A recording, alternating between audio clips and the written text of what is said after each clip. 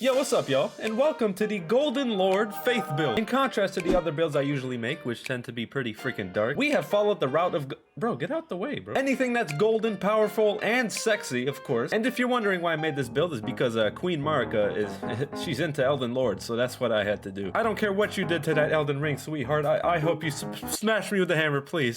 My bad. Where were we? This build features 5 incredible weapons you could choose from, and it could be up to 7 depending on where you're at in the game. So of course I'll be showing different combinations, double greatswords, double daggers, and then we got the incantations. And for once in my build videos, I'm actually excited to show you guys these because there's a variety of them that's actually good. We got a really strong heal, a really strong buff, and faith spells that do damage, there's actually enough damage to do damage. And of course we got talismans and all that just make this shit even better, so I'll go over that as well. Let's just get to the video. Make sure you guys like and subscribe to the channel for more. May the Golden Lord bless you all with his ability to get Queen Marika sit on my face. Alright, so for the stats, we're level 133, and I believe around here is the perfect level for making any build. You won't be too OP or too weak. But basically, we got Vigor at 40. That's just enough health for endgame, so I feel like I'm gonna stay here. My mind is 36. Now, I'd keep this at least 30, just so you have enough to do all the incantations and weapon skills. This is a last priority, though. You don't want to max this out first, just if you have enough attributes to do it. So Endurance is 20. That's good enough for the equip load and everything, so don't worry about that. Strength and Dex are 26, but don't forget the Radagon Sword Seal. When you equip that, it'll be 31, and it's good enough for every weapon that I'm using. So Intelligence 12, I don't know why I did that. It's usually 7, so allocate those wherever you want. And then the Faith is at 41 because to use the Erdtree Seal, it costs 40 Faith, and then I actually need one more point. I need 42 Faith in order to use the Erdtree Heal. But yeah, I just want to quickly point out that this build has no shield, so I'm going to be showing a lot of dual wielding and two-handing combined with the Erdtree Seal for incantations. But if you want to use a shield, by all means, go ahead. All I'm doing is presenting all the options for weapons. You pick the one that you feel is best for you and just fucking roll with it, man. That's it. But yeah, for the setup, we're using the Erdtree Seal. Costs 40 Faith, S scaling at plus 10. The armor can be switched out, but I'm just rocking this because it just fits with the build. And come on, man, it's the Elden Lord armor. Wear heavier if you want. It's up to you. So we got the Dragon Crest Great Shield for ultimate physical damage negation. Then we got the Shard of Alexander, boosts our skill attack. Sacred Scorpion Charm boosts all our holy damage for anything. And we got the Faithful Canvas Talisman to raise our damage with our spells. I do suggest using the Phlox Canvas, which is the better version of this. There's a couple options you can choose from. Godfrey Icon enhances charged spells and skills. Radagon's Icon, which shortens the casting time. Actually, to be honest, I thought there were more than that. If there is more, leave them in the comments though. But yeah. Alright, so the way this works, I'm gonna go from the smallest weapons to the biggest. So we're gonna start with the dagger. The first one we got is the Blade of Calling. This is the Kindling Maiden's dagger. This is Melina. What's it? Whatever. Melatonin. If you recall, this dagger is really similar to the Black Knife, except the only difference is that this is holy and this is dark holy. I'd suggest having the Black Knife in your primary shit though, because like the weapon skill is a lot stronger than the Blade of Calling. So if you don't like dual wielding daggers, then I suggest maybe like get good or something. I'm just kidding. But yeah, this setup is really good in certain situations. If you're fighting slower enemies like Mog, Lord of Blood, if you want to use one dagger, it's a lot quicker. You can get hits off, roll dodge, hit, roll dodge. The weapon skills itself, man, I think they're one of the most beautiful weapon skills in the game. Although I don't even use daggers like that, I just want to use them just for the weapon skills. Holy shit, bro.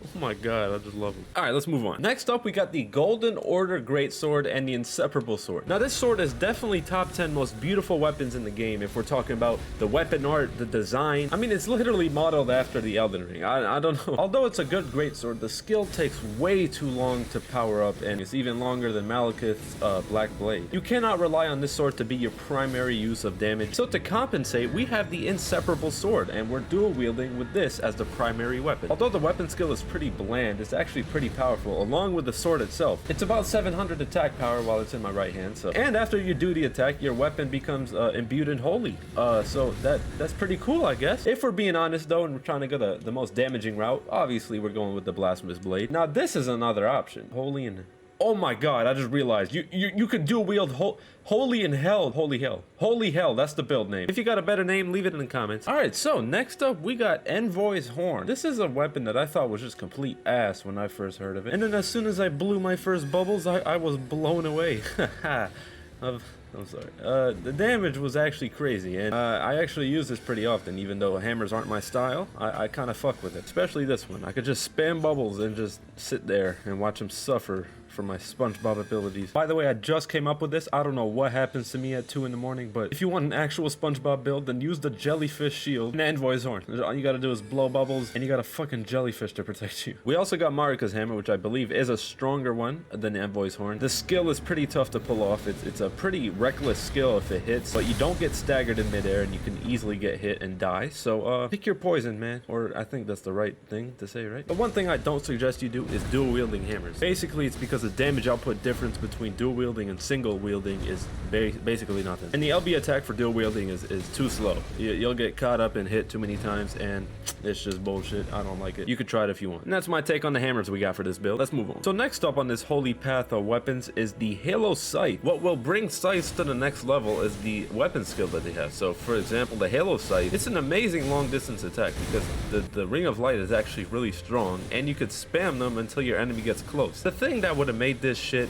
really powerful is if when you're casting the Ring of Light, that your Scythe actually hits the enemy and does damage. Sadly, it doesn't. The only thing that does damage is the Ring of Light. So that would have brought this weapon up damn near to an S tier weapon if that was true. And the attack animations that the Scythes actually have are amazing. I think they're one of the best in the games, especially if you dual wield them. My left hand Scythe isn't upgraded, but you can imagine what the damage output would be if it was. And the range for people behind you or on the side of you just becomes incredibly good.